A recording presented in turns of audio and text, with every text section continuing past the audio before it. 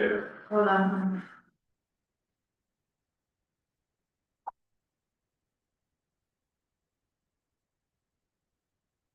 Tell me when I can You say. can go. Okay, call the meeting to order at 9:00 AM. I need a motion to approve the agenda as presented. So, Ed, second, and move on. Any additions, deletions? We're not deleting anything, any additions? All in favor? Aye. Opposed? Brad, you got audio there on Zoom?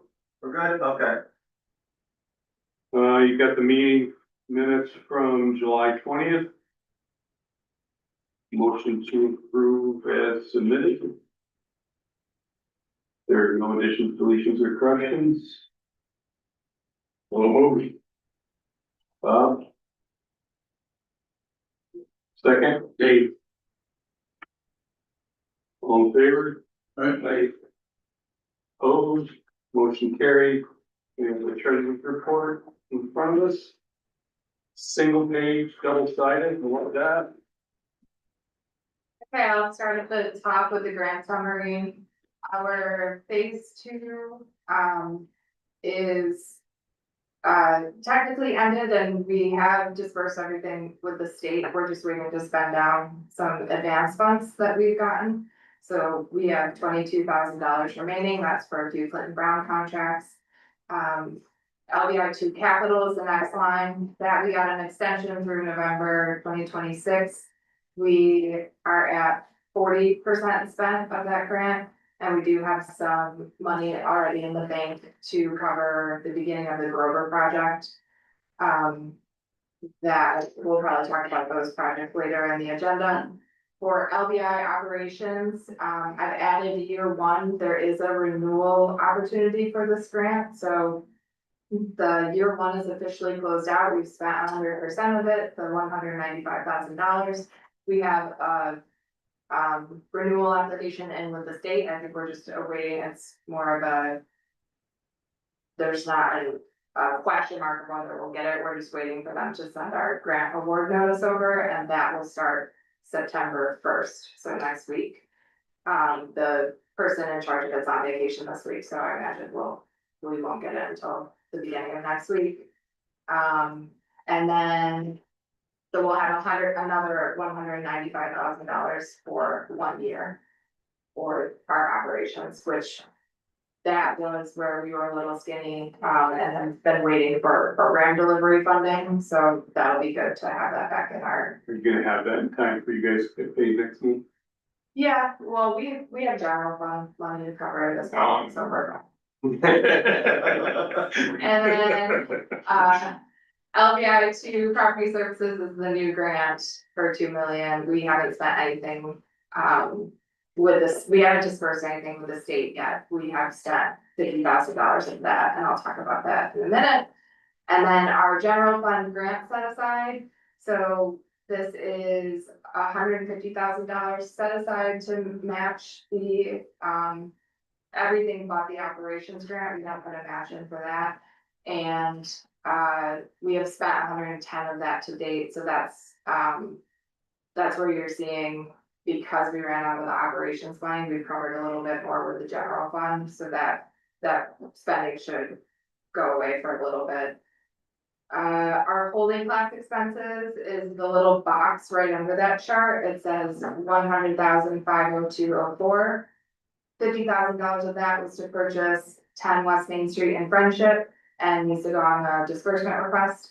And then the other 50,500 is money that we have that we're waiting for program delivery funds to come in to cover.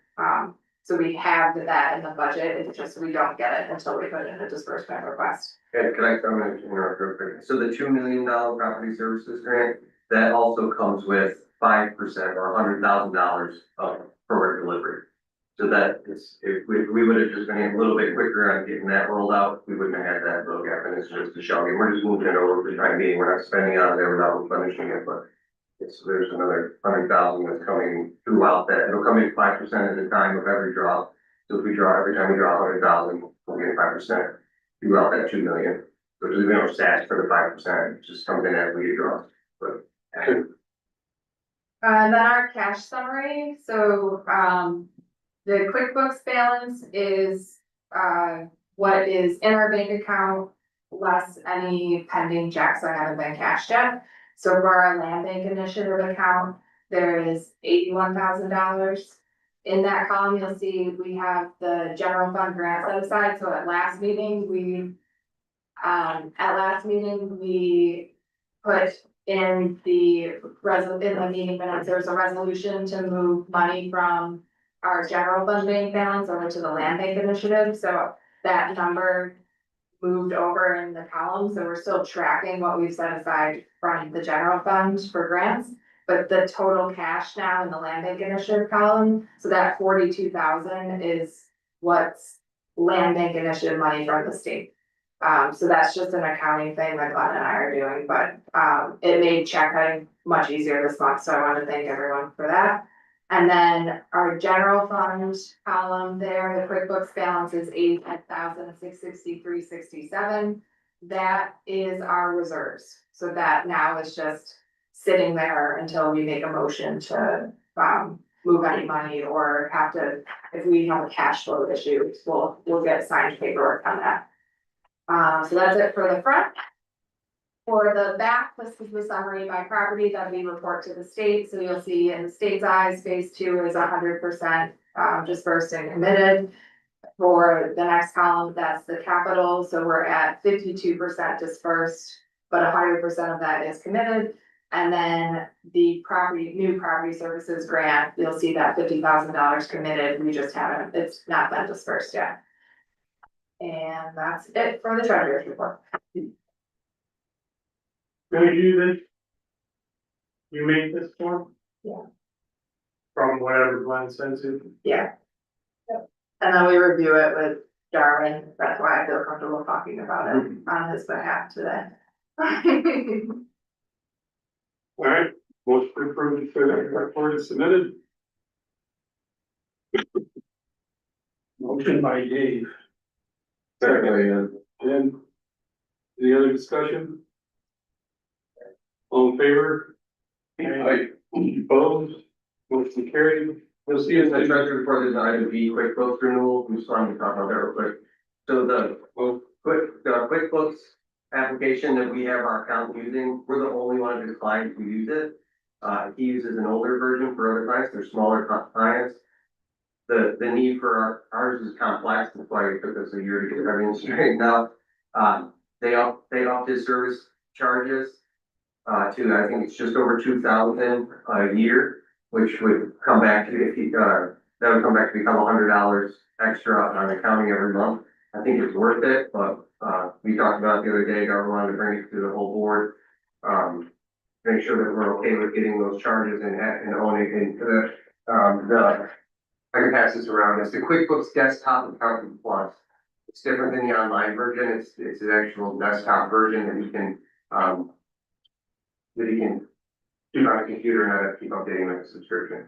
So it's a nice package. I just, we wanted to talk about Darwin. Did you want to say anything about it? Yeah, the version that he's currently using has our history on it also, which we can transfer if we ever get audited, but it's convenient if it's there on the same book, QuickBooks report.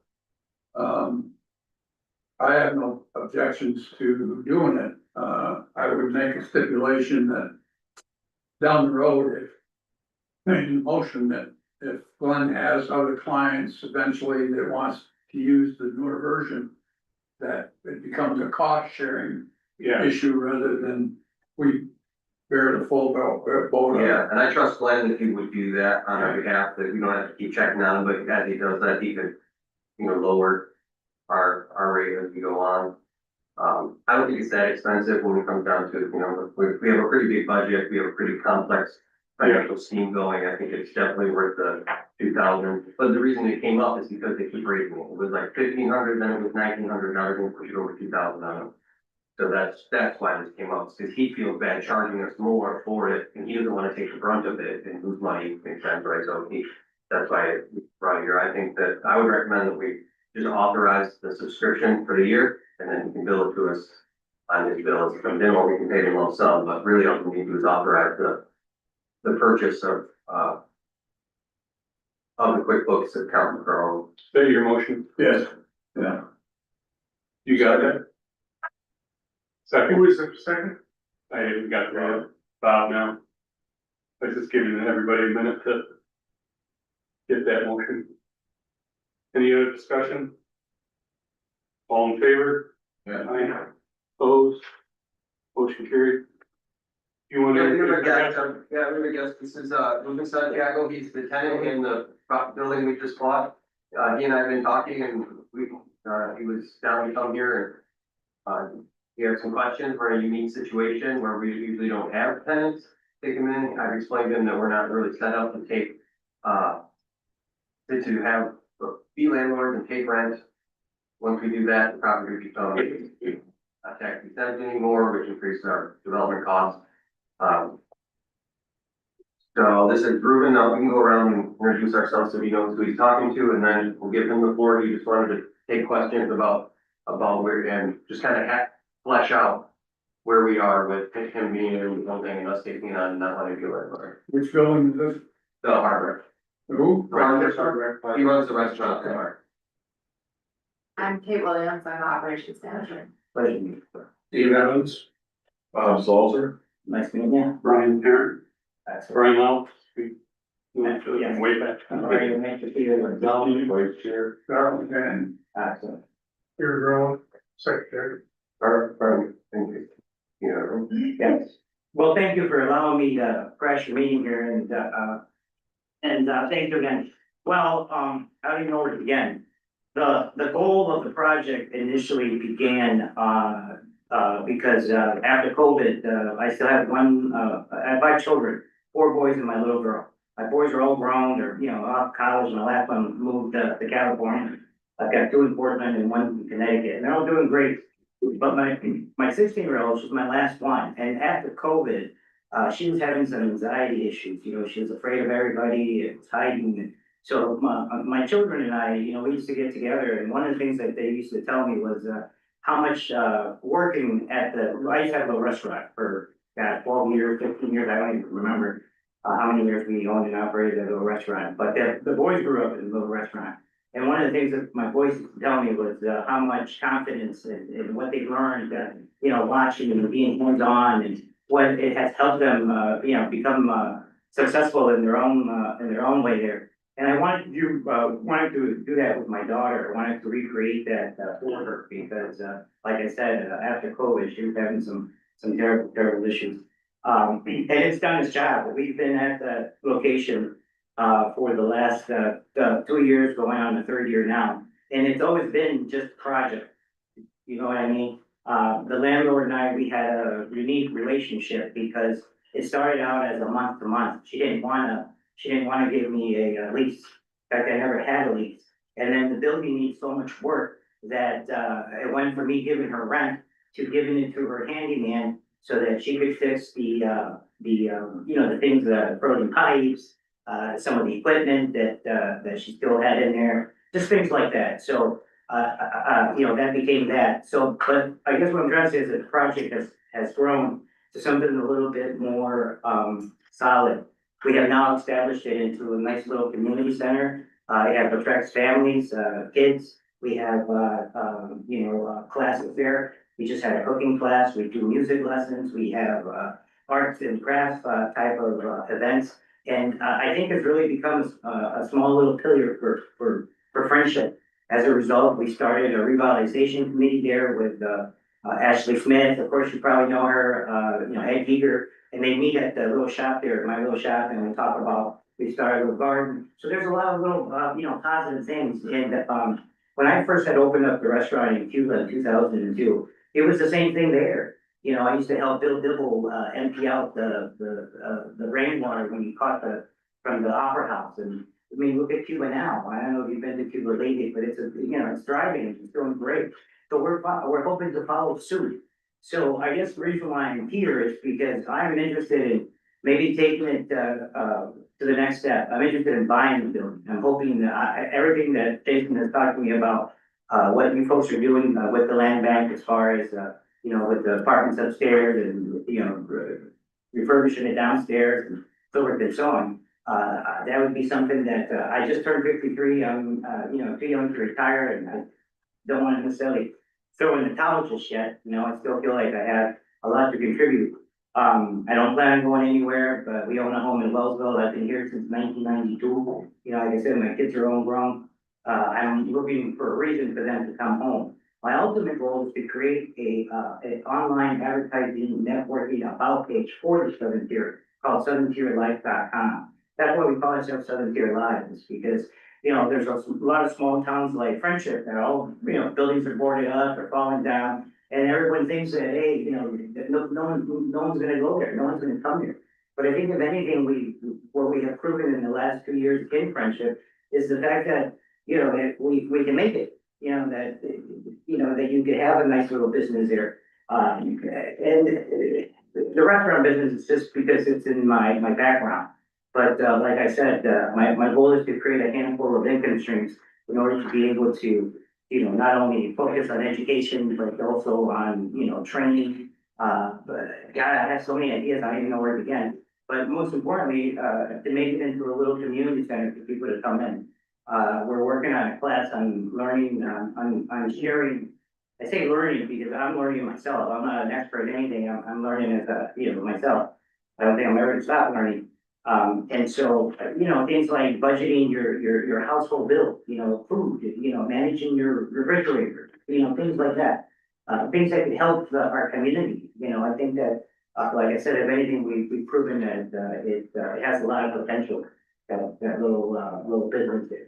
Now, as far as, why I'm interested, as far as, you know, taking that time off, is because I dislocated my rotator cuff. Now it's gonna become a complete, overhaul of my shoulder. I've been praying and wondering how I was gonna take the time, because I need at least 2 months, to recover from the operation here. So this would be perfect. This will give me time to, you know, finish my, business, plan and solicit, you know, bank or maybe find funds somewhere else. I know I have some relatives, you know, I mean, so again, now you know, the wheels start turning, you start thinking about things now that things have presented themselves the way that they have. So I would love to stay in Friendship, you know, in fact, I was telling Jason that, because of my other half, unfortunately, she was diagnosed with MS a couple of years ago, and she's having some mobility issues, and her mother, they just lost, her father and her husband, so my goal is to try to get her to move in with her mom, and we're gonna sell the house, so there'll be a little bit of money there. And again, that is my ultimate goal, is to, maybe when you guys are done with the project, for us to be able to sit down and say, look, this is where I'm at now, you know, where are you guys at now? And, you know, how can we make this work? Because I honestly think that, you know, that we continue with the project and Friendship is going to help all those other small little. They opened up another little restaurant there, you know, a couple of months ago as well, and they're doing great. In fact, in my time off, I'm gonna go and help them, you know, train some of their cooks, maybe, introduce some menu, you know, because it's a small business, and we could all use the help in any way, you know. So, that's where I'm at. I just wanted to come in and listen to see what the land bank's all about. I'm not familiar with the land bank, you know, and learn, where I need to be or what I need to work on, or, you know, things like that. So I'm hoping that, maybe the next step, you guys would direct me. But as far as, I was telling Jason that, I don't, he said you guys aren't set up to be landlords. I really was hoping to move out of there by October, you know, or whenever you tell me. You know what I mean? Because technically you guys are my landlord now, right? Or you guys are own the building, correct? Right. So, the sooner the better, the sooner I can get my operation, the sooner I can get started on, you know, finishing my business plan and so forth and so on. So, So our biggest issue is gonna be liability and insurance. yes, So, to be able to stay in the building, it's gonna take a financial commitment from you to be able to establish that, you know, to kind of mitigate any liability that we have having a tenant, especially if you're using equipment like that. So there's something that we have to I've already talked to Ruben about this, that's something we're definitely gonna have to address right off the bat. And anybody else have any questions for Ruben about this? Well, I think it's in our advantage to try to help our community centers, not just like, it's just a little diner or something like that, he is doing outreach for community. He's popular there, I've been approached by several community members asking that we, don't evict him and get him out there because they do like what he's doing there, the community doesn't like what he's doing there. But again, I've talked to Ruben about the harsh reality that the money is what's gonna. Sure, absolutely, absolutely. I just want to say, I think your vision with the community center, that's exactly what we're doing with the community, and it needs something like that. Just trying to justify the spending on the general conditions, right? So we get residential grant, and we want to fix up the residential apartments upstairs, and then we can work on general conditions of the building, but they don't want us fixing community spaces, or, commercial spaces. But community spaces are totally different than commercial space. We can help with we can put more into the general conditions, we can seek other funding streams to help the building in general. And if we were, if our improvement stage, that would be, we kind of go back to our model of co-development agreement, enforcement, mortgage with a retainer clause saying that if he doesn't do what he's at the bargain, we get everything back. And, you know, so the legalese of it has to be ironed out. It's a unique situation, but it's not out of our purview to be able to work with him and co-develop with him as he either becomes a tenant to the next owner or becomes the next owner himself. So there are options. We have another guest, does everybody know Melissa? I apologize for coming in late. Good. You Melissa want to from ACLBC, I'm the assistant go director. around, they look Brian Karen, Bob Salter, eight others, so they're Oliver contingency to say. Oliver contingency. Ruben, I directed him down here. Jason and I have to know each other here. Nice to see you. Byron fan.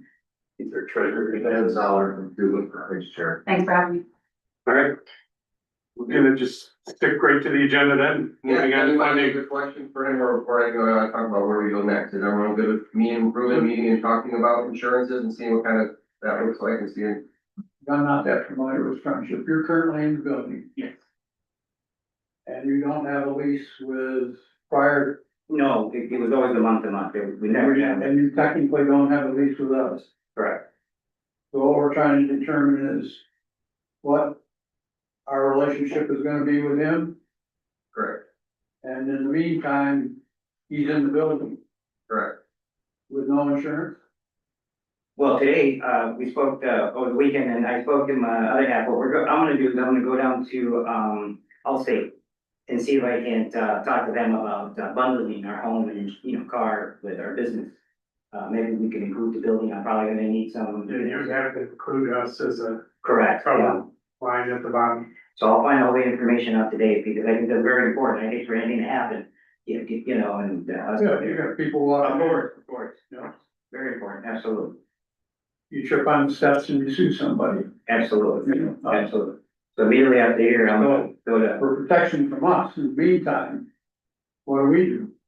You need to stay in there? From a liability on our standpoint. Yeah, it's a risk, I mean, we're taking a risk by that, that's really what all it is mitigating risk by getting insurance, so we're taking on that risk. We have, we don't have fire, obviously we just got it, we don't even have fire on the building yet. That's So gonna take a little bit of how time. long will it take you to determine your insurance situation?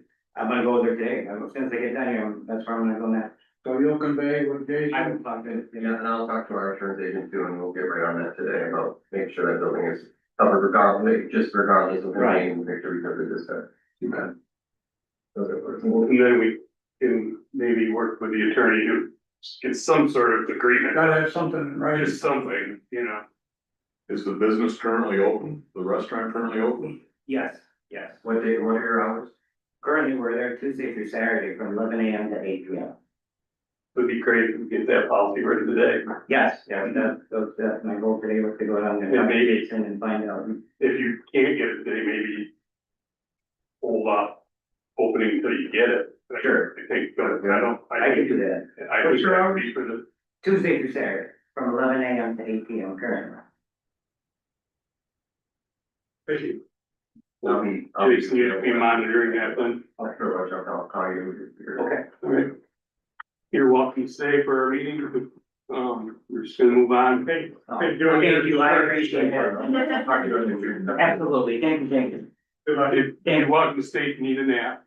Very good, thank you. Thank you. Okay, moving on to funding. We'll stick to the agenda and if we need more discussion on that building when we get to it. Building fire. Okay, so the, planning initiative, Kate had already said that we got the operations renewal, $195,000 for the next year, September to September. A grant opportunity of $50,000 open for pre-development of new buildings the land bank has taken on, but, wasn't on our old grants, which would be 10 Main Street in Cuba, which we had no money allocated for us, because once we got it in, we don't really have any money, we're gonna kind of move some money from other grant sources. This would open up $50,000 to intake the new buildings that we just got in the process of getting, which would be the one in Whiteville, the community center in Whiteville, 476 Main Street, and 10 Main Street in Cuba next to the Opera House, and the Wilkie property that we're in the process of getting, we talked about last meeting in Willing. And that $50,000 is meant for pre-development to get properties ready for future another $2 million grant opening up this fall. Through HCR. Through, Land Bank Initiative. So that's been submitted, well, it's gonna be submitted today, so we wanted to talk about it first, and then in the grant, talking about pathways to the properties we don't have. So I didn't want to hit submit on that until like we talk to the lawyer and know that the Wilkie thing is where that stands, and it's written in the grant and we're getting it, so I want to make sure that I've said that the purchase offer was delivered. So I'm gonna confirm the purchase offer was delivered, then I'm not lying in my grant application, then I'll send that to it. And then that other $2 million opens up to, which would be for those properties plus other buildings that we have, already done pre-development to. So hopefully, to be able to qualify for that 2 million, we're gonna have the 2 million that we just starting spending. We're gonna need some hard numbers on that. So the focus on this next month is gonna be taking that $2 million and getting it out to bid, even if we're not ready to hire them, to get people waiting in the wings, so we can say, hey, LHCR, we've got this money planned and ready to spend, we'll take that other 2 million. We don't want them to say, hey, you haven't even started spending that other 2 million we gave you. But we need multiple. What's the timeline on that next 2 million? They haven't released it yet, they said the fall. Okay. But they want to roll out this pre-development, because this pre-development is made to prepare us for that, Okay. And, the CDBG, CFAI, do you have anything for that, Kate? I don't have anything for No, I don't. that. Okay. Cross Mod move in New York, that is still on its first round that we didn't get.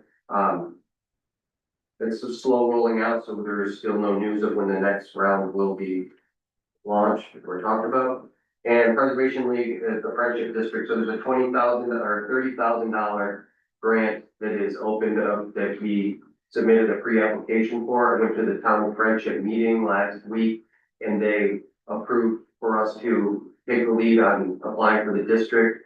And they committed to the $2,000 match that's needed. So they're going to be paying the $2,000 match on the district designation. And Clinton Brown's company, we've already paid them for a lot of the stuff, so they are working on the grant application.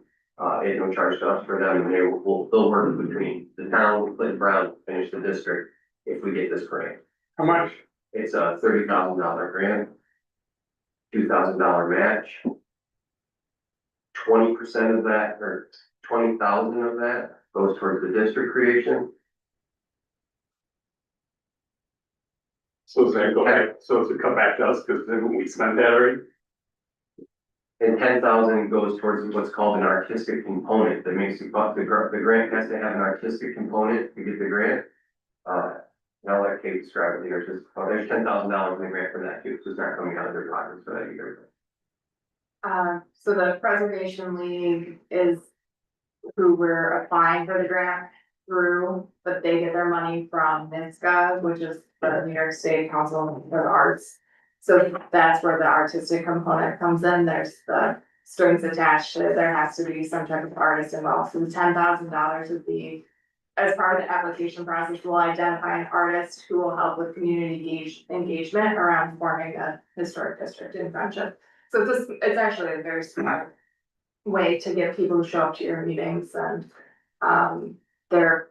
there's all kinds of things you can do. You can do a mural, it's very common. We were thinking of having an artist, there's a artist out of Belvedere who does kind of Victorian arts, which is the time period of our district. So having her do some type of community events around it and potentially have art form that ends up on display at the library or historical society in Friendship, something to cap off the entire experience for the community, to get people feeling pride about the history. So more to come on that. As Jason mentioned, we just did the pre-application, so there's a meeting with the actual person from New York State Preservation League and figuring out who the artist will be, but Lynn Brown will lead all of that and do all the writing for us, which is great. Certainly lots of places you can paint over. Yeah. It's taking shorter than I think. All right, anything else on funding? Moving along. All right, infrastructure, look at the lawyer's report, it's in your packet, says August 26th, report of director's report. 7776 Main Street, Owen, there's no updates on that. 15 Second Street in Andover, the contractor walked off site and lawyer Duff told us they have no contact with them, our attorney meets with his attorney tomorrow afternoon. And I'll send out an email updating everybody on what's going on with that project. Our request is that we paid $76,000 to start the project. We want the project audited to see where that $76,000 went. If there's any left over, we want it back. And we want to solve this issue without calling in any bonds or any lawsuits. We'd rather just make it even money and then ask him if he can sign off this contract to the contractor who's hired to go over and put another team on it, so we don't have to whack up the bid. It's already beyond the time limit for the project that his contract is already gone overdue. So hopefully he can just transition that without some backup, we do all that kind of shenanigans, we hopefully just transitions easy, but I won't know anything until the attorneys meet tomorrow. This is a contractor that originally wasn't building the building to the correct specifications. Yeah, that's what I think that's what happened, we kept pressing them, they had a concrete truck show up and John and I showed up and the forms weren't to the spec of the drawings, we told them they couldn't pour. That day we're gonna let them pour it and then pay them to rip it out, so they just dumped the concrete right in the yard. Just stuff like that, and they didn't I was hounding them about the safety and security of the site over and over again. They were supposed to make temporary stairs to go up with a railing to go upstairs, so they're not walking up ladders with material. They refused, they didn't do that, I found them on ladders after I asked them to do that, stuff like that, so there's a lot of issues, and I think the pressure of us saying, hey, you're not doing this right, you're not doing the pay apps right, we need partial lien releases for your subcontractors, I think a lot of the red tape, there's weight on him and he's like, I'm done. And so because he has that bond, I believe he went and got a lawyer to make sure that he's getting taxes properly. I don't think there's any bad blood in this, I think it's just gonna perform. But I'll find out about that tomorrow.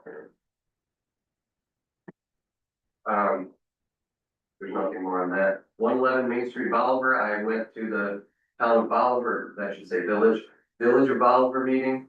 And, I offered them that lot. I gave them the title abstract and the survey, and they're going to talk to legal, and I'll go to their next meeting and see if they want to take that property off our hands. Entire lot? The entire lot, I offered them the entire lot to see if they want the entire lot, we talked about it before that if they want to go. And the idea is to. This is the one with the well on it? Yeah. So if they wanted the whole lot, the board just said that if they wanted the whole lot, we can go the lot, but they seem to want the sliver, so they're gonna talk about it at their level, see if they want the whole thing. So it's still just in that negotiation, but since we've offered it to them, there's probably, I don't know, it's that we put a silt fence on the back of the lot to conform to the wetlands requirements, so we're still doing stuff to the property. Yeah, so that's, I'll know more about that after the next meeting. Did you hear, have you heard anything from Habitat on that? Yeah, they want nothing to do Because Steve Kern saw it the other day, I had dinner. more enticing, okay, Well, he just asked me, he says, is Habitat, is that still on the table for Habitat? And I said, that's a question you have to ask Jason. yeah, I mean, it could be, I just never thought they would, cause that, I said it'd be, there are a lot, bringing in Phil really even that out, and he said, we have way more issues than just that, so. Okay, So, yeah, but I can reach out to him. yeah, he's traveling right now, so you probably wouldn't get him to. So what's the status with the well on that? Nothing, it's just sitting there, we asked the DC, they said that the DC, if it's hindering development, say someone wanted to build there and then there's a program that they might be able to, if there's no funding. It's totally. This, Well, I mean, it would be nice to get the that DC built should, there. the DC should be able to come cap that well or do something with that well, the well is owned by, Mr. Cooper. Yeah, he just And passed. he just passed, so his son now owns it, and his son is, I have not talked to him, I just heard through the grapevine. Yeah, His son- sure, that excited about an air and that, Yeah, but there is a program that once the funding is replenished with the DEC level for that money, they said there is money, but it's And cashed out right now. we can't take the trees down, we just for sight, cause We can, but we have, it's a huge process because of, we have to do a whole. We'd have to prove that there's not, we have to have them come out and do an environmental site for endangered species and stuff like that, so. We can, but if we did that and then they didn't want all of them out, I don't know, so we totally could get the trees out, but the well. Is, it's not just like an open well, it's got pipes coming off it, it's. looks like it's got a gas well coming off that are Right. But the DC didn't seem too concerned about it, they said that they probably could help if it's hindering, and that's their, that's the deciding factor, is that if it's just out in the woods, they're not gonna do anything about it. But if it's hindering development, then there's money for that, so hopefully it goes there, and then when they do that, that's when once there's development started moving into that corner, that's when I think we address, but if we start spending money on it, they're gonna want us, if we start spending grant money on it, like we're cutting the trees, they're gonna say, okay, well, what are you gonna build there? Like, well, we're not sure, and they're like, why are you spending money, so they don't wanna get your cart on the front. The next two properties, 2 Main Street and 4 and 6 Main Street, we're still going through some title issues and organizational issues from the current owner, which is the Fred Group.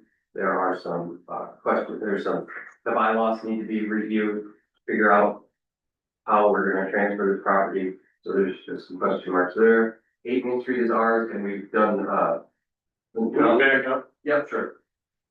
A little more info on that. We put a lot of money into those two properties and. That's all the information I have, it's just there, I talked about the Fred owns the property, and, Sue strictly bought the property, gave them to Fred.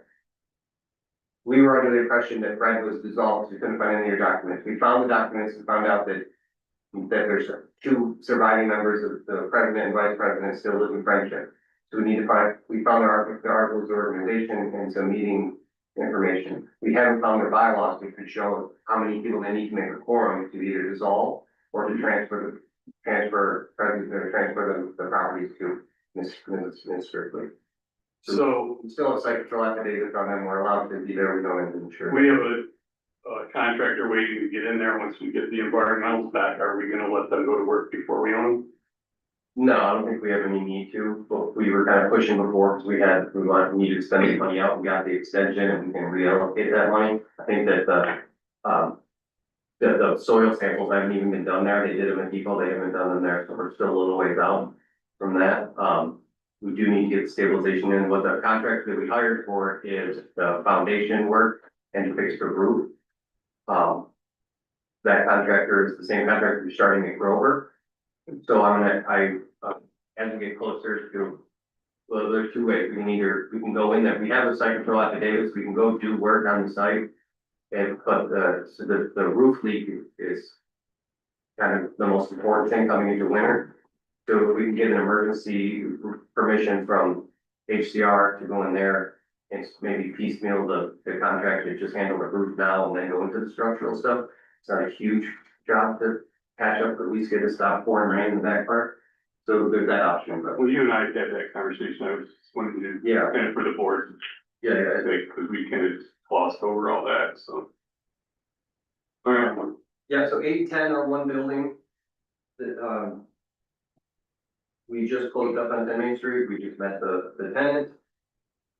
Our next, I think we have $100,000 to put into those buildings to get them stabilized, to get a $2 million grant, we're gonna go right after that. And we also gonna start, talking to architects to see what we can, engineers, we're gonna get an engineer report on the building, the hardware store. Used to have heavy machinery upstairs, and some of the posts are sagging, the posts and beams are sagging throughout the building, it needs to be fixed up a little bit, but the bones and the foundation on the hardware store are really promising. Compared to the crumbling foundation down the street, they need some addressing some spots, but. All in all, our biggest expense is gonna be clearing out and exposing and finding what needs to be done and coming up with a plan. So that 100,000 we got for that property is gonna be a lot of clean out and engineering drawings and looking to see trying to figure out the scope of work. Can we get moving on that while we're waiting on other buildings at the end? Yeah, because we already have money allocated for that, and a lot of that is pre-development work that is full environmental inspection, so yeah, right away, we'll be getting asbestos testing, just the engineer in there looking at it and stuff like that. They've already done the feasibility reports, almost done for the 8, which is next to it, and part of that feasibility report was before we had 10, saying it would be really valuable to 8 to have 10 too, because 10 is for 8 just a long strip, whereas now it can become one big, more usable building. 4 to 6 Depot Street is, they did the boring samples on the 19th. The initial report without the labs coming back said that it's most likely clean. They didn't find anything that was eye-opening or eyebrow raising, so that we expect that to come back. the gusher oil didn't come on the ground with it. Yeah, wasn't no plan. It isn't good. Yeah, but so now we Start filling tanks. we have to decide now if we should fill that hole in, because the reason we didn't fill it backfill it when we demoed it was because we need to get those groundwater samples, make them only go 3 feet instead of 20 feet. So we need to start thinking about what we want to do with that property as far as we fill it in and then build one level if we ever build or sell it as a ground level thing. Where do we? How much, Phil? Future, a lot, yeah, enough to fill in a 70 by 70 hole, 10 feet deep. Jason, I have a question about something, comment, back up a little bit. Are 8 and 10, are they deeded in separate properties? Yes. We bought one at tax sale and we just purchased the other from a tax sale. Okay, because you mentioned there's one building in mortgageable, I don't know, so he's gonna want 8 and 10. Well, I think 8 words, but the floor plan lends itself to expanding into 8 and 10 being just 8 or 10, whichever you call it, but that bottom floor should be ripped out, so then the bottom floor can have a public bathroom and expand the kitchen and have actual mechanical room on the first floor. There's just some space needs that is not there now. By opening up that, it would make the full properties more valuable. And same upstairs, instead of having a 1 bedroom on 8 and then two bedrooms and a 1 bedroom on 10, taking out that wall is gonna be able to make a whole extra apartment. So we got 3 But you're missing this question. Ruben's not gonna want 8. Yeah, I was gonna say, is he He gonna wants want to buy the whole 10. building? Yeah, I told him that the whole building is going to be one. Okay. Did he have findings of even support of that? That'll come up that after. He's got to prove that, yeah, so he's. Well, I guess for financing options and partnerships and stuff. Towards that point, before you rip that wall out, you need to find out from him whether he's gonna be able to get financing or not. Yeah, That's what I'm. yeah, we're not building the soup for him either, though, so, you know, so if the building's gonna be valuable to anybody with an open floor plan, then, or when combining buildings, that's what we're gonna do, it's the best thing for the building. And if he buys it or who doesn't buy it, you know, I'm not assuming he's buying it, I'm just assuming someone's gonna buy it. Well, Depot, last month, we got quotes in to get for specifying the demo, those were, we deemed those too high. We went out and tried to get just asbestos quotes. All these, we were directed to asbestos contractors, we got very little reply back, a couple, I spoke with one, the person who's down in the building next to it, that they're very interested, they're just so booked up trying to get everything done before the end of the summer, that if they could do it in the fall, they'd be happy to give us a quote, but they didn't feel comfortable giving us a quote 2.5 months out was when they could do it. Month ago now, so month and a half out, so getting closer there, we're just gonna keep pressing on that. That's the little house. Yeah. Okay. Yeah, so people are just too busy, and and I think we're in a good position to wait instead of paying, absorbing a rate, tear it down, because we're in a hurry just to wait, try to get the best price possible. Environmental, review. All right. We got where I used to right now, All I kept coming up with was the emergency room. but. The antique barn, no report on that. Grover Street, we've had the contractor that is sending over a contract this week. We got the scope, the schedule of values. John has been reviewing that, and that project is ready to green light. So we'll be signing a contract with them soon, once the scope, schedule of values is right, then we're gonna get that into the payout. We're gonna start that project off very soon. Did we already approve green lighting that? Yes. Yeah, she's been waiting in the lane for a while now, so we got environmental. You're not waiting on us. No, there's nothing that we need to do, we're just ready to move, we got all the insurance documentation, we're just tracking that while we're into the actual construction project. 63 Seneca. People who we've been talking about building a property or, home there with. We've been talking about placing a cross bond, we got cross bonds at a different site, getting extra ones to put them on scatter site. Development around the county and our lots, this was one of those. They're seeking the HCR's home up fire program to be able to put their portion of development. And we said we put 100,000 into helping the house get built there, and they need to put some skin in the game, so they're looking for financing for that. So that is, Would they need that with the cross line? yeah, they would need to put in, Oh, cause they're gonna buy yeah. the house, yeah. 607 and 617 Main Street in Whitesville, no updates beyond that what I said last month, that there isn't a desire for the neighbors. What's the story with the wetlands? I guess I missed that one. So it said it was deemed a wetlands, that adjacent to a wetland, so we put it, and then all the wetlands laws changed, so we resubmitted it, and they wrote back, actually, no, you're not, you're good. So, But that's actually supposed to be under Seneca. I don't think that happened Oh. for Whitesville. That's in the wrong spot, but, Yeah. okay, never mind, that's something. I thought we did have wetlands, so nice. In Whitesville, Yeah, yeah. it's wetlands. It is, Yeah, but it it's hasn't both. been overturned. Overturned was sorry. Okay. Acquisition and disposition, we just talked about 10 Main Street Friendship, now this is 10 Main Street Cuba. So, the John and I went through, I got the keys, so we have access to that site now, it's still with the lawyers under contract, we haven't closed on that yet. The owner wants to sell, I talked about this last month, the owner wants to sell the property next to it for 300,000. Once we get a better look at what's going on in a financial model, I'll approach potential investors and, potential co-developers, and we'll come up with a plan, so I really don't have much for that, just, Is that a reasonable price? It sounds excessive, but. well, it's creating, a couple $1,000s in rental revenue off the first floor now. Has potential for 6 apartments upstairs, the first floor, the second floor is probably 75% rehab, the upstairs 0%, but it could be the same. You have probably, two units, 2 1-units and 2 studios. Which would be considerable amount of income, and they're not like the other one, it's not leaking water and falling through like the other one. It's not a bad price, I think that if you look at it from what it can bring you back, then but that purchase price on top of the development cost of finish is our price.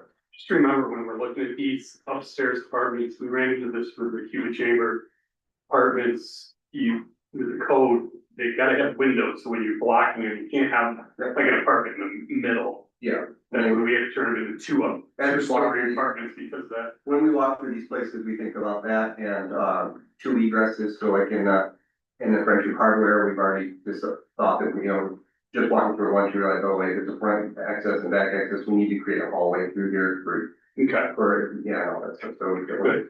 Problem, that building's actually gonna probably need a back metal, fire escape, which is not there now, so that wasn't.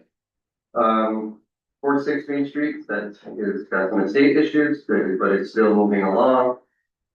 Which building, is that the building with the double doors, or the one next to it? The one next to it, the big white and white though, Yeah, the big white one, not the one that has a double porch, looks like a saloon, this big white building, community center, has big gardens, bigger I'm not sure, I couldn't find it for some reason. I don't think it's a house number, it's a big white monstrosity. Looks like an old church. It's just Kinda. square, right? Yeah, yeah. next to a yellow, it's next to like a yellow thing with a double porch. It looked like an old store or So something. it's not the one with the double door, overhead doors, No, it's not the one next to it with the brick front, it's another building. correct. I didn't find it. You're on the wrong street. Oh, wait, it's only one street per place. Next one is 1953 State Route 19 Willing, we've talked I've, sent over a purchase offer. The current owner is trying to get an attorney, and we'll see what happens from there. I believe that he intends on selling it to us for $1 and we pay everything.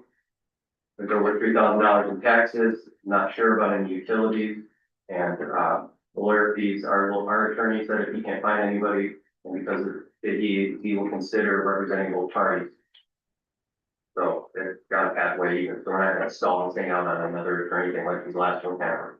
He can't find anybody in a reasonable time, and if that attorney is not reasonably responsive, like we're having a problem with our other attorneys, our attorney's responsive, the other ones are not, so, we're trying to get ahead of that, so he will represent both parties if need be.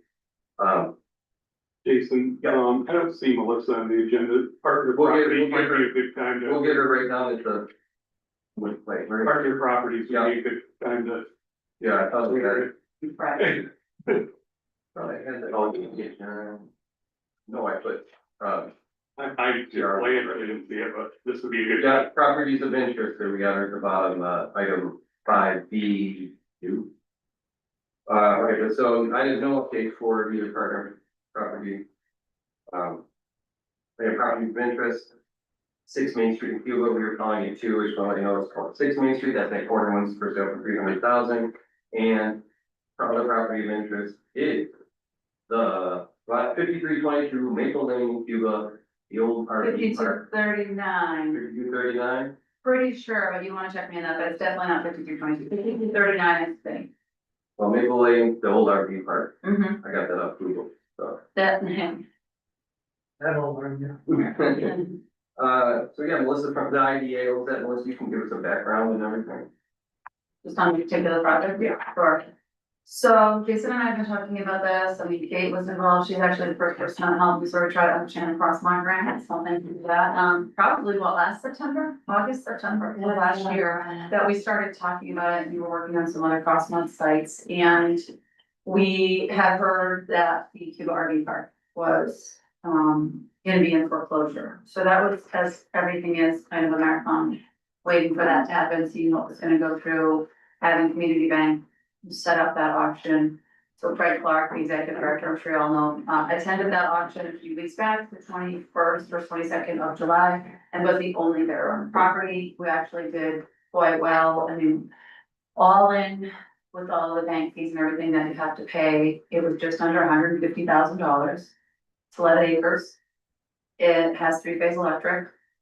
I don't know how interested you are in the details, so stop me if you're falling asleep, but, so the water and sewer are across the street. We met with several times now, the Cuba town leadership, including Lee James, and really started talking about what this would look like and what we would do. To give you a full picture, the IDA board had made the commitment to to bid on the property, and purchase the property up to a certain price, and we were successful, as I said, with the idea that we would partner with the land bank on the crossmod, and if not, because it, you know, didn't happen or it didn't work out because we didn't get the grant, that we would then find another developer, because does anybody not know where that property is? It's across from, so the, 305 across from Dollar General is the backside of Maple Lane. So Maple Lane goes back behind 305, and then that Cuba RV park is right through if you walk across and through, Maple Lane. And there's a small pond on the site. Actually, Kira's Planning has almost upended us. We were having like a sweat session for like a week about whether that was gonna be in the 1,000, new floodplains, that Cuba was pretty unlucky in that draw. But we actually were really pleased. We had to push where we were thinking about the lots for Crossmont back a bit, but not much. So there are some interesting plans in the work for that space. With Cuba Town, Jason and I talked about it. I'd really like to see the left side of that property that now is more in the floodplain than it was before, where we won't develop and won't work with the land bank. I'd like to work with Cuba leadership and do something like a park there or something for the town, which would be really great. So that's another little piece of that I'd be interested in. Is that the piece right up, we butt up against the Rohan right away? Goes between Swifts and there's a piece of land. It's Rohan, has a right of way through there. It's like maybe 30, 40 feet across. Is it where the motor home sits by the road? No, Okay. no, it's the furthest left piece. So it's a very like rectangular piece of property, just kind of space to put you in space. 305 is here. There's a pond here, there's a family farm over here still, that Swift's granddaughter is in the RV right near the front here, and then there's a main building. They're kind of dead in the middle of the property, okay? And it goes about over here, so this left 2-ish acres with a pond in the back, that abuts the railroad land in the back, that is the space we're talking That's about. the piece I'm talking about. There's Swifts. This Rohan has that right I'd away. have to see a bigger space of it, sorry. So this is yours. Yes, that is exactly right. Sorry, I didn't even know that right away was there. Yeah. And that right away is for the RV park, we haven't heard that in any of our purchase, or they through his land next door. Well, Ponds are here. Right, well, there's a right of way, it looks like Brian's showing me, is that the GIS, I right? think this is on its own, so it's never exact, but between Swifts and the RV park, there's a very, very narrow, Rohan owns up behind on that hill. Yes, that is There's the this- space, that is the Here? space we're talking about. From here, Here, well, there's a fence that comes. No, Other side. where the pond is, it's down on the other side of the property, Okay. right there, yep, it goes right back toward the forest, from the street to the forest. I'll show you, Jason. There you go, that will work better. So there's a right of way, This? right here, Yeah, right across. right out to the east phone's office. Oh. Rohan, it's just a strip, I assume it's just so he has access to that property. Yeah, no, that's a great visual. So that would be the space from the pond right straight toward Maple Lane, from either side of the Yes. pond. Yes, Wouldn't be developed, that would be possibly a park for Cuba, but that's all. It's not real till it's real. Here, Durham once told me, so I say that yeah, all the right, time. It's sort of like a dream and a wish your heart makes, if that makes any sense. Will believe me that. So that's what I'd like to see that as. Most of that is now in the floodplain, right in front of that pond, okay? So. And so that if you can sort of see that like figure 8-ish of that road, that's where we're really talking about development, right out to the street. The Swift's granddaughter is right where that little red dot is right now, that's where her RV is right in front of that, so, she's right in there. These are outbuildings that belong to that property, outbuildings, Cabins, belong Yeah, to that. and a few old RVs. But what makes this project different than the Holman property is that with Holman, we needed to get a road built to get the houses even sited.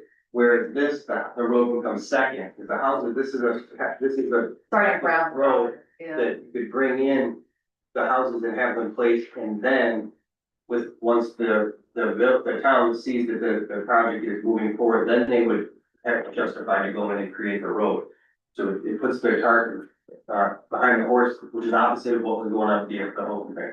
So this property could, I would recommend trying to keep as much of this back in the road, otherwise you're gonna create a right. temporary road to even site the houses. So that's. But we did, I don't know, did you have the picture of that, Jason? We did just a visual representation for our board of what that could look like, and if you can picture, 15 to 20 lots. So 15 to 20 lots, just follow that road line without that left sort of bump out, you know, Before you go away from that, Yeah. couple questions here you got. This right away you were talking about before, it's where, To underneath the pond. all Right here. right there. and what purposes are we talking about the right of way for? We got the other right of way up above. No, it's not for our purposes, just to be aware that it's there. There's a property owner, Somebody else. that's a neighbor, adjacent property owner has access to the, but this would be below the development anyways, this kind of be Is it a attached to the. I don't believe the right of way is ours, is our piece of the property. No, it's No. not I believe it's the next door, so it Yeah, really this doesn't might help impact us. visually. Are there plans for what there is for about period of time? I don't think so, I mean, but where's what is? You see where that little yellow or that silver sliver is? Yep, right there, that's a camper that's out Yeah, there. there's a little. It's on the other side of the creek. There's like a little that creek comes out. there, I see, yeah, I don't know, there's nothing there, I mean, that's, right now, as far as I know, the back of one of the house lots that we So- still pre-planned. Potentially, where's the boundary on this property? Kate, do you want me to send you the, do you want me to send you that? Probably have- probably have. Hold on, I can send it to you. Here, Doc, again, this is about as good. So it goes like this, the property line is like this. This line right here is a fence, see that fence? Right here. Probably should have done that. Okay, Here. so it goes over them. Kate, is Yeah. this you, Kate dot? Kate dot Ford, second. Yeah. And then the housing development, campground, this is wetland. Don't do too much business, get more content. Okay. That help? You know most of what we're talking about anyway, Yeah. here, you're around, so. But you take the. Let me send you this. So just up on the hill, we use that for snowmobile trail. Right. All right, let me send you this case, gonna give me one more second, I'm putting it in an email for you, I think this will really help on this. It's a little messy, but it's the best, it's kind of the best visual, on a big screen, it will work really well, let's look at this, so, a couple things I wanted to tell you, well, So the housing development is technically where the camping area is. well, give Kate a second, because I just emailed her a picture, that will really help, we're gonna put it on the screen. We're gonna give you a visual, in the meantime, what I wanna tell you is, we purchased the property for just under 150,000. Jason and I have talked about this in the last few weeks, I have talked to Craig. Little cart before the horse, and that seems popular as a saying today, because we are going to our board, we had to wait until that transaction was done. So on Thursday, we took care of the final financial transaction. The lawyers are drawing up all of the ownership documents, and we expect them to be overnighted this week. So the ownership will happen, actual transfer will happen this week. We could pay the rest of the payment on Thursday. So that's in process, that's ready to go. So as soon as that happens, we plan to go in our September board meeting at this point to ask for pre-development money for that site. Now, to be perfectly transparent, we're looking at about $50,000 to get that site. That site's about as shovel ready as we get a site, right? I mean, that's one of the things we're excited about when we walk through it. That's about as shovel ready as it gets. You don't need any clearing. The three-phase electric is on site. Each of the lots will be covered by RG&E's residential electric, as long as it's a new home site and a new service, that's all included to take it from the three-phase to each individual lot. So the electric, we've already sorted with RG&E. The water and sewer will have to work with the town on, like I said, across the street.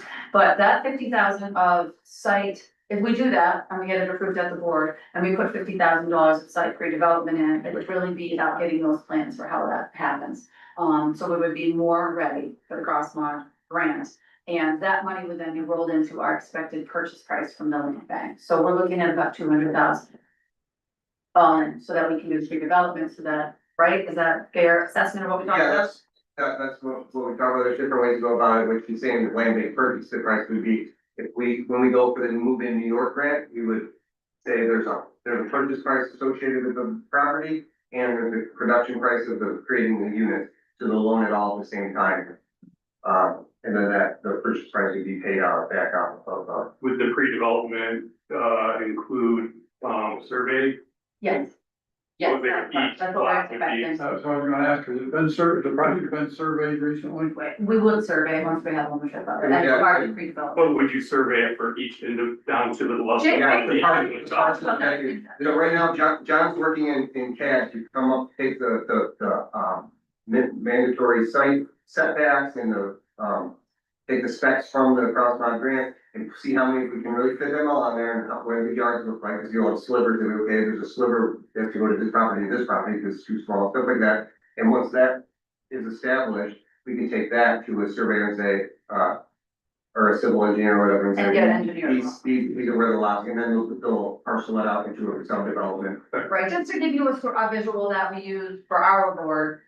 This is, as you can see, if you can kind of parse that, the yellow and green are the new floodplain that will be, coming through FEMA. So you can see, we just had to move the development up just a bit. You see where you were talking about that is not really part of, that's part of the space that we are expecting we might be able to work with Cuba to take over, where that back RVR is on the bottom left corner and where the pond is in the back there and where the floodplain is, right? Because you can't put any permanent structures there without, issues, flood insurance, all that. So if you come in from that front row, you can see where the lots start, and they're all just about 0.18 to 0.20, so just about a fifth of an acre each. And and we specifically did this just with an eye toward the future, that there's a grant that Jason and I were possibly thinking we might be able to additionally get for this project, and you have to have a minimum of 20 new residences. So we were just trying to see if we could fit 20 so that we could qualify for that grant. So this was the possibility, and so this is exactly 20 lots.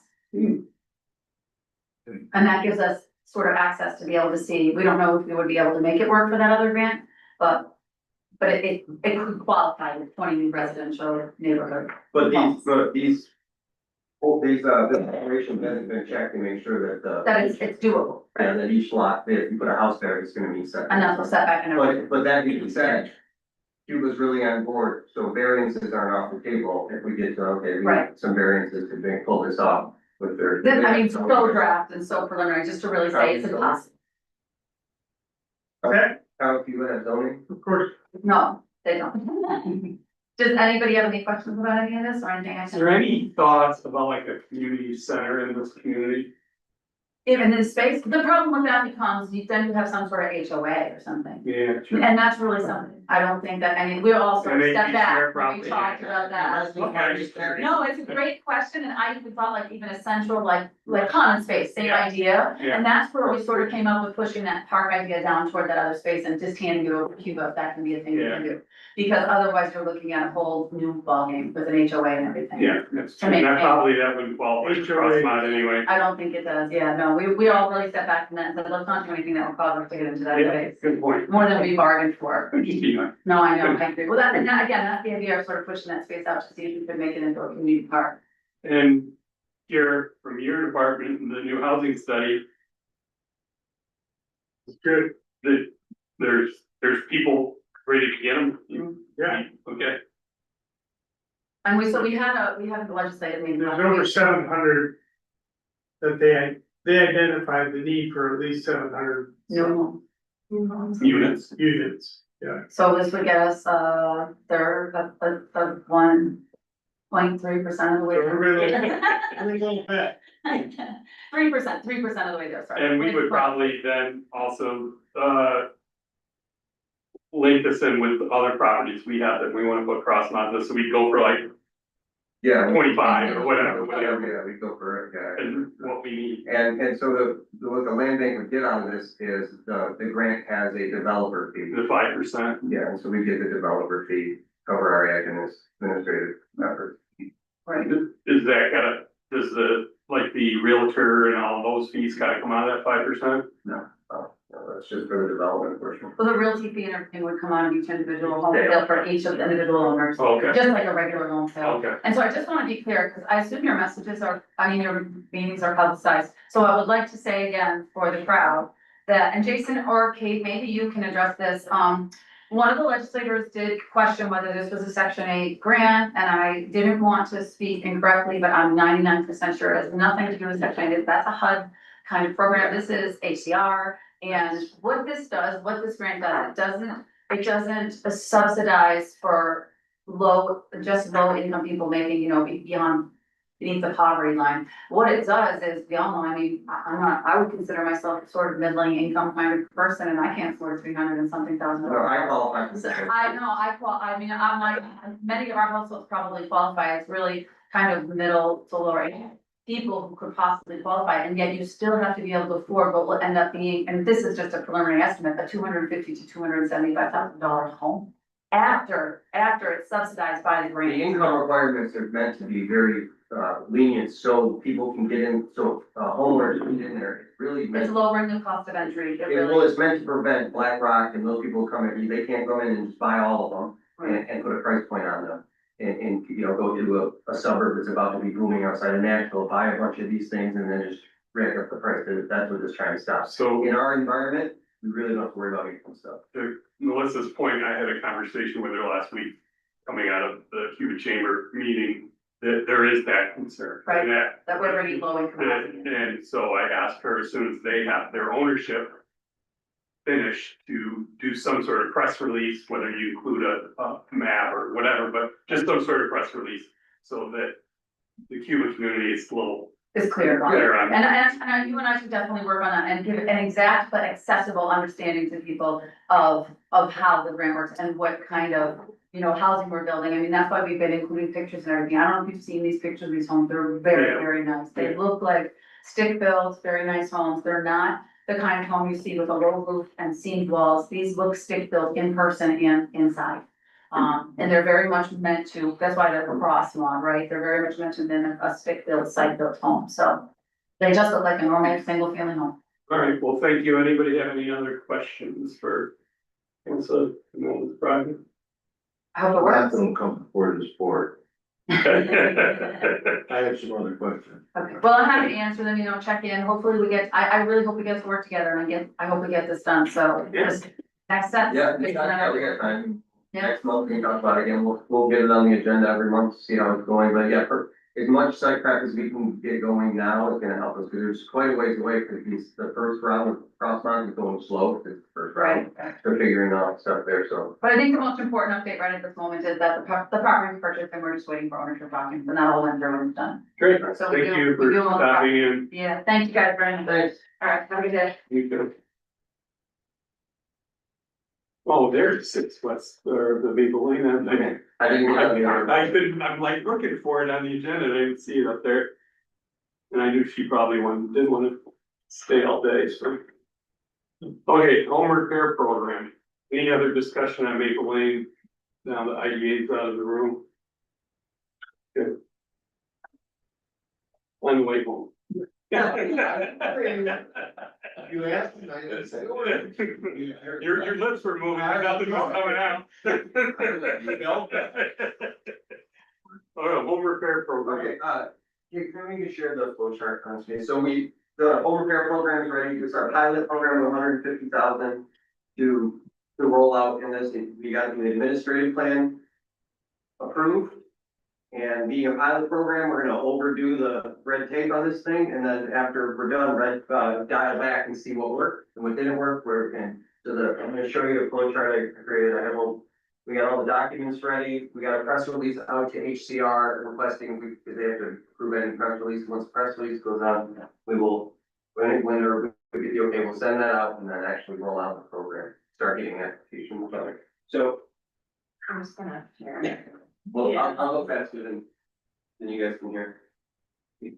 So it starts with the pre-application, we'll put out an advertisement and, homeowners or You land. remember the box at the top, wherever that's doing, the state, not so much, no, the giant white space. This, Oh, Goes up. yeah. just a control P, go to print review. That's about it. So pre-application, I put it on our website, so you click on the link and it's an embedded form, it's just a pre-application to kind of weed out the definitely not eligible type of people. Because if we just, the application process is pretty rigorous, so we didn't want to have to do a whole bunch of work just to be like, no, so there's a pre-application, it'll come There you on. go. So once the pre-application, that's online, and then we'll take those pre-applications online and we'll create a list of people who applied, so we're recording people who applied even if they didn't get it. we'll have a pre-application screening, and this will either go to, nope, we're not selecting this person, or it'll go into the full application process. Then we'll give them the full application, and there's a checklist of documents that we'll be monitoring to make sure we don't miss anything on that. Then we'll go to this section is the income asset verification. So we'll have an MOU with Andover Historic, who's agreed to process these, they already do this for their HUD grants. So they're gonna go through and, give us a report on their income and asset status. And then that'll get us to a prioritization and screening worksheet, which will take every application, the full application with the eligibility and income information. Instead, that's what we'll choose who's gonna be a participant in the program. They're either gonna be not selected, or they're gonna go to an award recommendation for this board, and then we'll make our case to you. These are why we think these people, and if you award them, we'll give them additional notice. It's a conditional award because they still have to make sure that the, everything goes, there's a lot of oversight stuff. And then they'll sign in participation responsibility acknowledgement, their participation agreement, and a conflict of interest disclosure. So this will be their final onboarding documentation.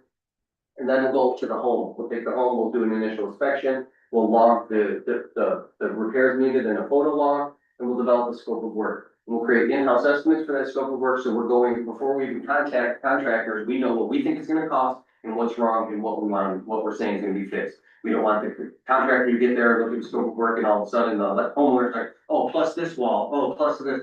So we'll, then once we're ready to go to get contractors, we'll release an RFQ for a contractor list. We're gonna assemble a bunch of contractors specifically for this program. So once we get their application, we'll go through, make sure that they're all legit, and we'll create an approved contractor list, which we'll have in a spreadsheet and also online. And then on that contractor list, we'll give them the invitations to bid. Say, okay, we have the Smith house, they need some plumbing done, and they need some new steps.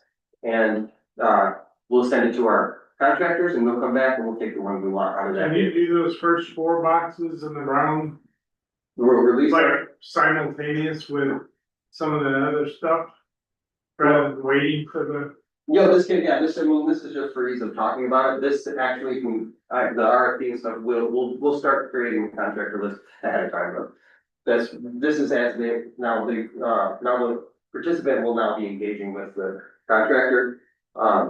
We'll receive the bids, we'll put them in a solicitation log, logging our MBE requirements and all that stuff. And then we'll look at the cost bid analysis, comparing it with our in-house estimate and seeing which one we want. We will award a contractor, then we'll get another contract. We have our participation agreement, now we'll have the whole construction contractor participant agreement.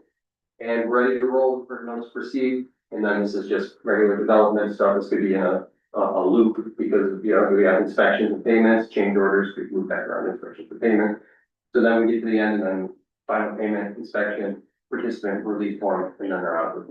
I wanna say that flow chart, as much as it is really good. Because sometimes it's hard to understand, like, all those extra steps before you actually get to building anything. And to just see all that debris that you have to go. Yeah, If you go over to, and if you try to describe that to us without that. That's we right. don't- we don't have to be spinning. I made this for you guys. And so then I made all these documents and I put the document numbers in there. So, Brad, who's gonna be kind of our lead on this program as far as getting the back of the house and keeping this organized. So this will help him stay organized and knowing at what stage. So by the time you get to, say, here, you would have to have all those documents already established, so you're not missing anything, because there's a lot. So is your staff hours? Enough to handle this program? $150,000 is for what? To go towards the application, so say something that could be, if there's a roof for 15,000, it's 10 roofs. So of the $150,000, how much is administration cost? None, we're administrating that, this is part of the land, this is part of the 2 million, so it's already rolled into the $2 million. This is part of the $2 million program? Yeah, it's a So what's different about this than what Accord does? less rate pay, it's not like, it's through land initiative, it's really it. Less the red tape from what you just showed.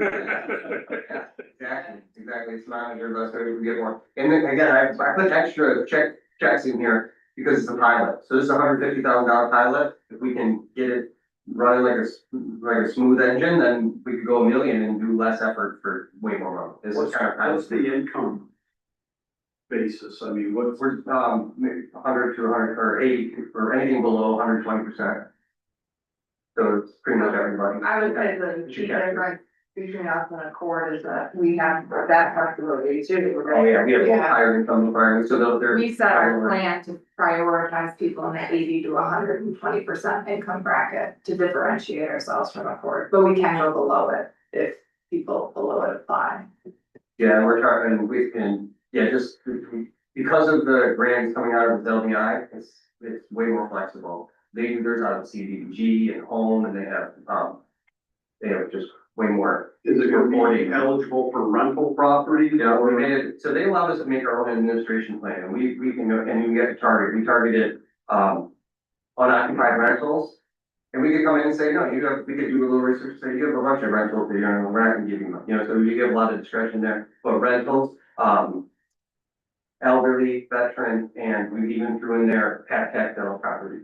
Because we know that a lot of tactile properties are, people get in there and they go, because they don't have just a little bit to get it online, they end up walking and then it's back on tactile, and now it's a demo.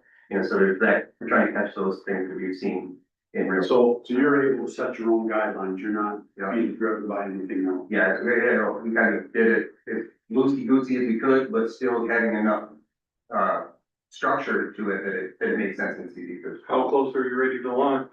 We're ready to launch soon as we get the press release has to get approved, which I sent to HCR. When they say the press release is good to go, we'll put that out and we'll make a little flyer, put it into some advertising. We'll start getting the pre-application link's already, it's already live and ready to use. And you can tomorrow start soliciting the contractors. Yeah, I'll make the RFP, have to draft the RFP and get that RFQ up, we'll put it out on our normal channel, so. This is basically just for structural, not for sewer, water and that kind of thing. Nothing utility based as far as on the utilities end, but if it was for like a hot water tank or something, we could do that. Yeah, but I mean, basically inside the house. Yeah, Not yeah. outside, 'cause yeah, Andover, they do the outside stuff. yeah, they do, but they're struggling to. Get money on it. Yeah, I mean, because their hands are held on a lot of there's a things. cycle. They'll have, yeah, they have, so with like their programs before at the end, and Andover start program, they can't just go in and do a little bit, they have to like have a whole running stream for the whole thing, and that's why we, or would it take our help before, because they said, okay, that's not gonna be enough, we need to be able to finish these projects, whereas we're looking at little things that'll just help to get to the next step. So do the homeowners have to put any skin in the game? They don't not for what they're asking, they have to prove eligibility assets and the fact that they can't put something in, but it's open enough where if they say they need a roof and the roof's like 30,000, say, okay, we'll help you up to this percent, you have that leeway to see if someone's, if someone's not able to do it themselves, and they're just trying to work the program. We hope that our application process is thorough enough that comes to light and see it in their assets and in their. Good news. I'm gonna move it along here.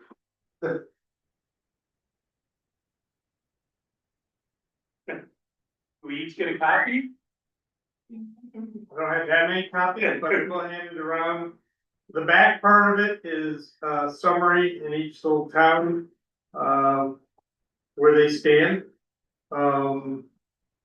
There's a bunch of maps in here, in the appendices, things like that. They do identify fiscal resources.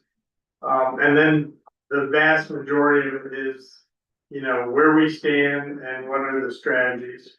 So I'll pass Is it the land bank in there?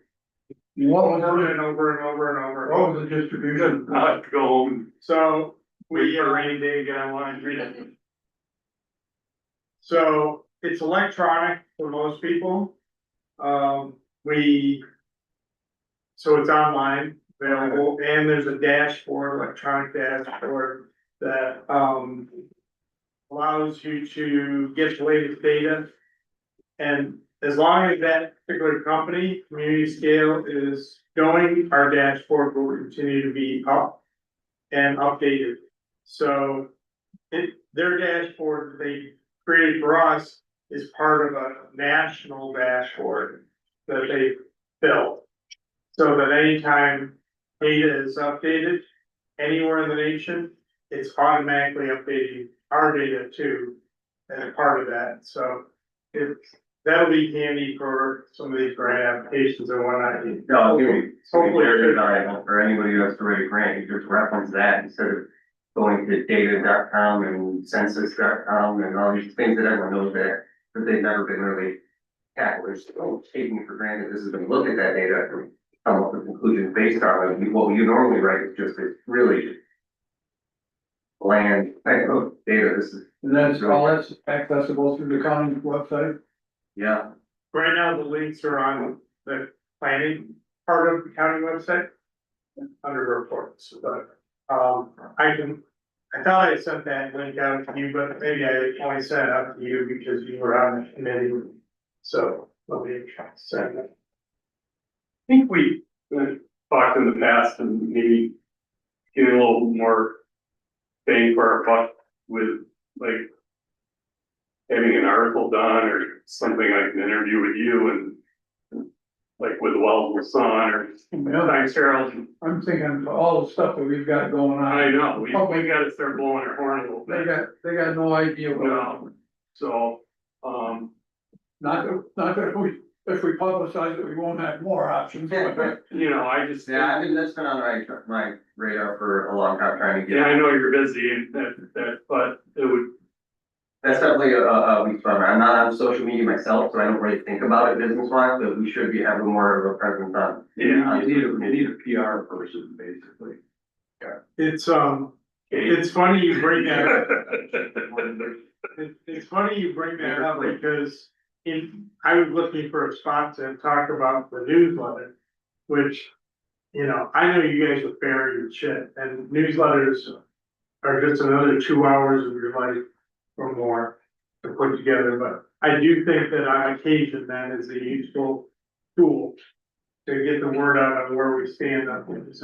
I'm not sure where we last, but probably last winter. I guess. it'd be nice to have something that says like Friendship Development, Whitefield Development, Wellville Development, Cubic Development, you know, blocks of some conversation in general, what we're doing in those given areas.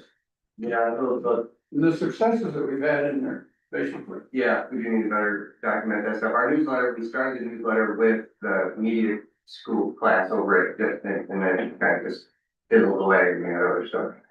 But yeah, that is definitely something that's important that we need to get back on. Yeah, they promised me a template so that I could just Yeah, they update it. kind of just stopped, I stopped bothering. They're doing. Well, just a little- Other things happen, but this is a good point. We do need to get back to that. All right, brownfields. They did the phase two. Environmental drilling, Eagle Street, still waiting on the 46. They also did some boring and some other study, or testing at Cross the Street or at the Budinger site, right here. And so, that's, moving forward. Not our problem. No, that is a brownfield in general. So they're The moving. Budinger site is right across from Quigley's. On the other side of County Route 20. It's owned by the mom, dad, husband, and it was a former junkyard garage and whatnot, and all the cars have been removed, but they need to be tested. See what those cars leave. We're not the only, their only, And then- vehicles, okay, so but our stuff, if we do, say they did find that, there was heavy metals or whatever they were drilling for, if they would have found that, then any remediation done with a cleanup grant would have been 1-to-1, like the next developer could have paid $100,000 and got $100,000 back. Without this study, it wouldn't get options, so it's worth it if they do find something, if not, then. And that, just so you know, that one site that I just talked about has an interested entity that wants to build on it. So that would be another thing popping here. Good. On that note, what's any news on the hotel or any other development across the road? So you may have noticed the Public Works building is going up. And, they did that using a bond. That also includes, monies to put in additional water line back to the hotel site and a sewer system, with an actual plant out there near the new DPW building and with collection lines to that. And so that project is estimated to be fully underway with the sewer and whatnot next year, hopefully done by the end of next year. That was something that, IDA has been waiting for an answer on when that would go and be proposed to be done. Before the hotel developer would say, now I'm ready. Because without knowing that they're gonna have water and sewer back to their site, there was no purpose in moving forward. So they're in motion. And there's still that housing project that was thrown out there a year or so ago. And that is totally dependent on the water and sewer working out there. And just as a sort of negative is the electric company is now saying that there may be issues with their capacity in this area for all this stuff. Not all of it, but that if we do everything we dream of, then they're gonna have a problem supplying. Well, they had an issue where they had the potential sale across the road there. Supposedly that was one of the drawbacks on that, was it didn't have enough. For the cheese plant? The cheese plant was definitely, yeah, I mean, that was a $28 million upgrade that RG&E would have had to have done to bring the power, a new line from Houghton or a new line from Alfred to be able to provide that kind of power. For very general reference, that cheese plant was asking for the amount of water and the amount of electricity that the village of Wellsville uses. So it was a big ask. We're not at that level, but now we're finding out how bad the lines really are here. Anybody that works in this building knows that it browns out multiple times a month. Great. Back to Jason. All right, we looked at the properties. We've been soliciting quotes for 12 people, I already talked about that. We closed on Friendship Hardware. Continue to intake that. We sold 2 Wellsville lots. We closed on the 172 and 178, where we demoed a couple big houses down in floodplain, and it's now it's owned by the neighbor who's been mowing it for, we mowed it for years before we started paying someone to mow it, despite he didn't offer. So that's closed out. By the way, that street has about a dozen more places that we haven't demolished. Just that one street is just like. The problem is, the demos on that side of the street are like twice as much, you can't get dumpsters in there, you can't get machinery in there, you can't, right? Power lines and steep, this, and it's there. But, I would say stay away from that street, but unless we get like a lot of dough just to fix that. Maybe the county will do some. Start at one place in the bank, you just go, you get in West. Received approval for the repair program, we talked about that, we're gonna roll that out. We talked about next thing too, we submitted a renewal application for year 2, and for 50,000 for development for new properties in state. Next one. We'll have a report on where we're at with the Grover rehab, that will be starting this week. We'll hopefully close on, or at least be closer to closing on the properties that are having some troubles in Friendship.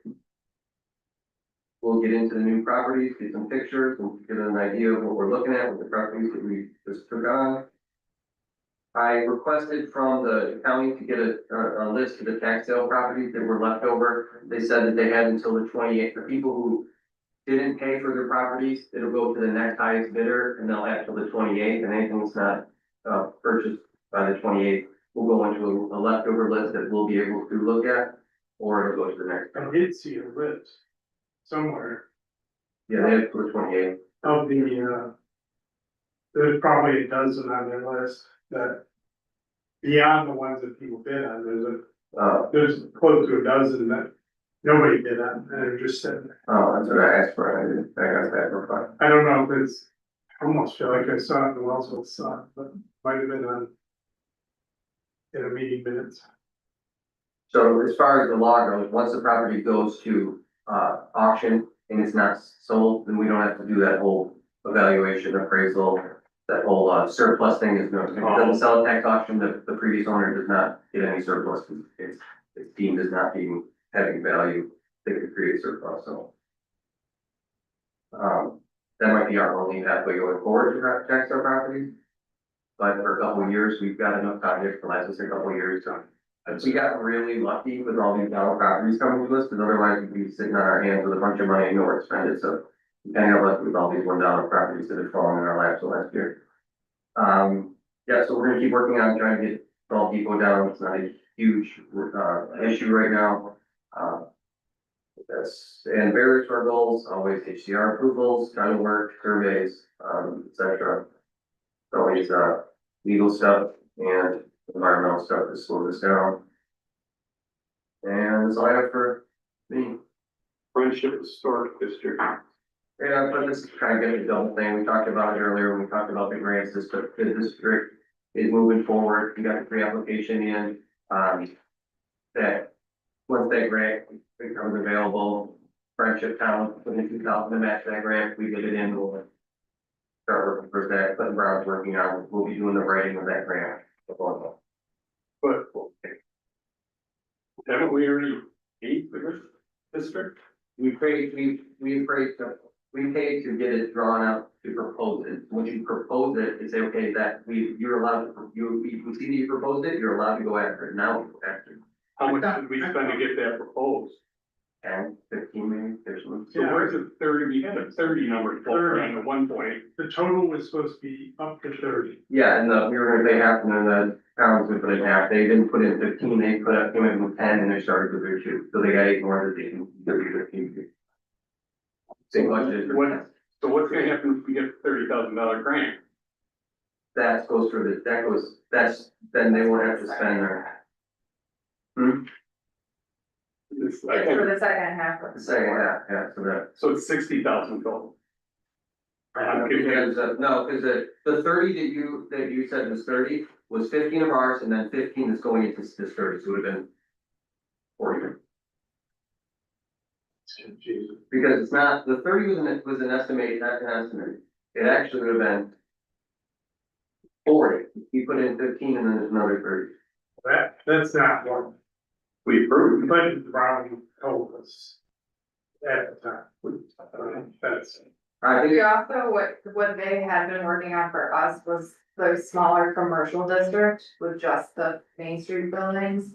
And SHPO is pushing them on.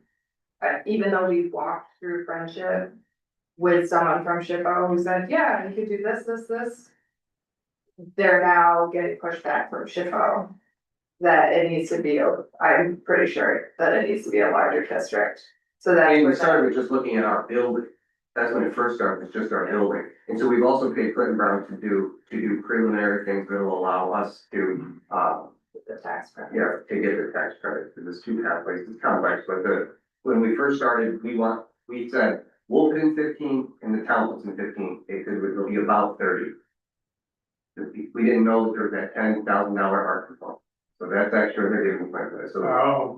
that's the weird extra. Yeah. So one issue, the town needs to reallocate that remaining 8,000 or 10,000 from 2026 to 2027 in their budget process, or else there's not gonna be 8,000 sitting there, they'll just have that amount, whatever that amount is, sit, That's a good job. whatever. All right. Last page. Can't be cheap. Well, you're gonna talk about here, Yeah, good, about a contract that we have. and you wanna go into executive I think it'd session be better, I and need discuss someone that to- contract. Yeah, sorry. I have a motion to go into executive session to Is that discuss before the bill? Yeah, I contract. just added it.